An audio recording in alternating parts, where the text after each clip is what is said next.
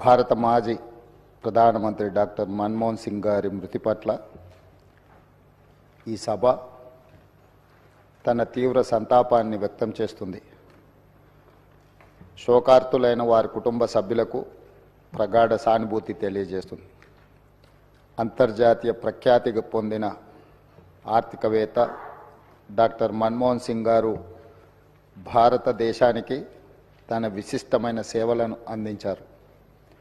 కేంద్ర ప్రభుత్వ ప్రధాన ఆర్థిక సలహాదారుగా, భారత రిజర్వ్ బ్యాంక్ గవర్నర్గా, ప్రణాళికా సంఘం డెప్యూటీ చైర్పర్సన్గా, కేంద్ర ఆర్థిక మంత్రిగా, భారత ప్రధానమంత్రిగా ఆయన వివిధ హోదాలలో తన సేవలను ఈ దేశానికి అందించారు. డాక్టర్ మన్మోహన్ సింగ్ గారు మన దేశంలో ఆర్థిక సంస్కరణలను రూపశిల్పి. 1991 మరియు 96 మధ్య కేంద్ర ఆర్థిక మంత్రిగా ఉన్నప్పుడు భారత ఆర్థిక వ్యవస్థను సరళీకరించి ఆర్థిక స్థితిగతుల దిశను మార్చే నిర్మాణాత్మక సంస్కరణలను అమలు చేయడంలో కీలక పాత్ర పోషించారు. ప్రపంచీకరణ, సరళీకరణ, ప్రైవేటీకరణ విధానాలతో అంతర్జాతీయ స్థాయిలో భారత ఆర్థిక వ్యవస్థను సుస్థిరంగా నిలబడేలా చేయగలిగారు.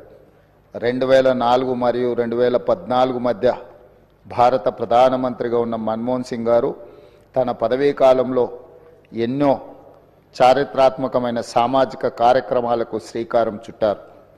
కూలీలకు ఉపాధి కల్పించే మహాత్మా గాంధీ జాతీయ గ్రామీణ ఉపాధి హామీ చట్టం, పరిపాలనలో పారదర్శకతను చాటి చెప్పే సమాచార హక్కు చట్టం, ప్రజారోగ్యానికి ప్రాధాన్యం ఇచ్చిన జాతీయ గ్రామీణ ఆరోగ్య మిషన్ ప్రారంభించారు.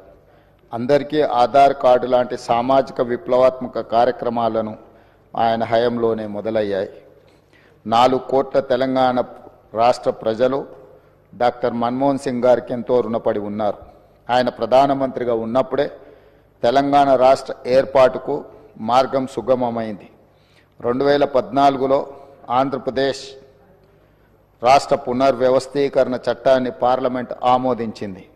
ఎన్నో ఏండ్ల పోరాటం ఫలించి తెలంగాణ రాష్ట్రం ఏర్పడింది. మన్మోహన్ సింగ్ గారు మన దేశానికి, ముఖ్యంగా తెలంగాణకు చేసిన సేవలకు ఈ సభ అపారమైన కృతజ్ఞతలను తెలియజేస్తుంది. ఆర్థిక రంగంలో దేశానికి ఆయన మార్గదర్శి, భవిష్యత్ తరాలకు ఆదర్శప్రాయమైన నాయకుడు డాక్టర్ మన్మోహన్ సింగ్ గారు. ఆధునిక భారతదేశాన్ని ప్రపంచ స్థాయిలో మేటి దేశంగా నిలబెట్టేందుకు ఆయన చూపిన దార్శనికత, ఆయన చేసిన కృషిని అందరూ గుర్తుంచుకోవాలి, భావి తరాలు స్మరించుకోవాలి.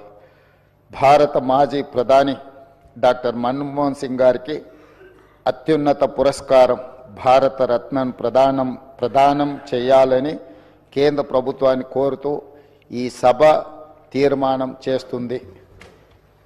అధ్యక్ష, డాక్టర్ మన్మోహన్ సింగ్ గారి గురించి